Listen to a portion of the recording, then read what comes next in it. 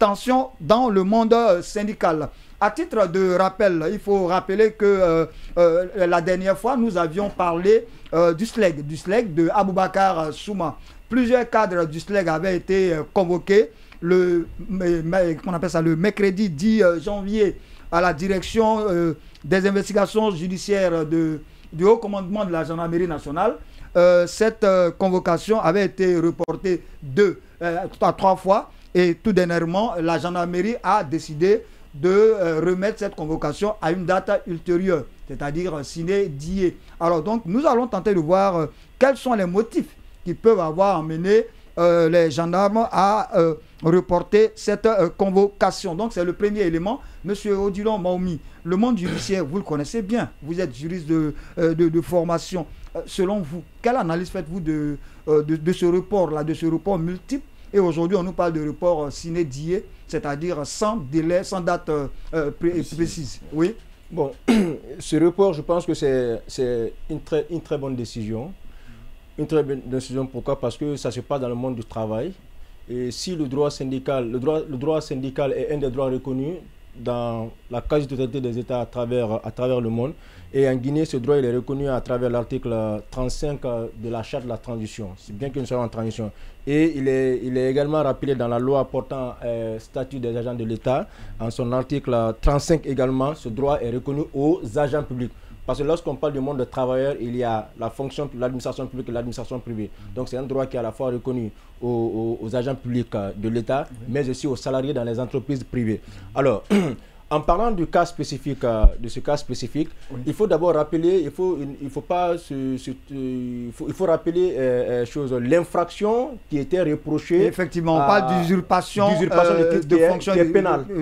Donc oui. c'est en cela je peux comprendre que la gendarmerie intervienne. Mais après, ça se passe entre collègues. Collègues et camarades, comme on dit. Au sein de l'administration publique, je pense que la question aurait pu être réglée. D'abord, on aurait pu saisir l'inspection générale pour un premier temps. Et si ça ne passe pas, eh bien, saisir la juridiction administrative, parce que tout est parti de la naissance de 2 pôles de syndicats. Oui, donc chacun quand même se réclamant être légitime ou légal face à l'autre. Donc je pense que la démarche aurait pu commencer par cela et après on aurait trouvé une solution. Mais si la gendarmerie, la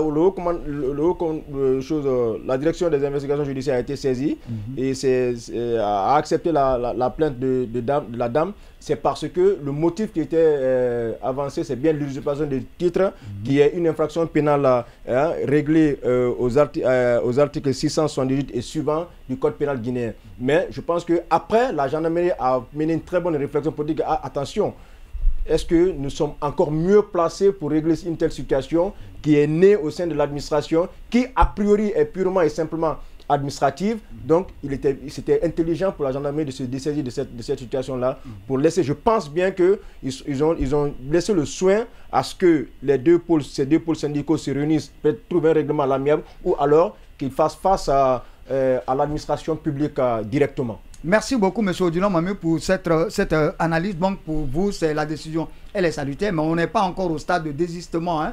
C'est un report ultérieurement, sine die. Donc, on attend de suivre le reste de cette affaire. L'autre chose, c'est quoi? C'est vrai, dans la revendication de la dame, c'est Kadiatouba. Voilà, Kadiatouba. Oui. Il y a quand même SLEG unifié. Voilà, il y a quand même un syndicaliste qui est cité, c'est le camarade Souma, Aboubakar Souma. Oui. Encore une fois, il faut qu'on soit clair. On ne peut pas vouloir d'une chose de son contraire. Il y a quand même, je disais que le droit syndical est reconnu par la loi L027 portant statut des agents de l'État. Et dans la même loi, il est dit clairement qu'en son article 39, tout agent de l'État admis à faire valoir ses droits à la retraite perd d'office le droit d'appartenir à une organisation syndicale des agents de l'État. A fortiori, être responsable d'une quelconque organisation syndicale. L'autre chose, c'est quoi? Donc, ça pose problème, en fait. Ça pose problème. Ça, c'est pour le cas spécifique d'Abakar Souma. Oui, parce qu'il est à la retraite aujourd'hui. Les autres, je n'en parle pas, parce que je ne maîtrise pas leur statut. Et l'autre élément, c'est quoi? C'est qu'il est également reconnu aux organisations syndicales de rester en justice devant les juridictions compétentes. Oui. Merci beaucoup, M. Odilon Maoumi, pour ce décryptage.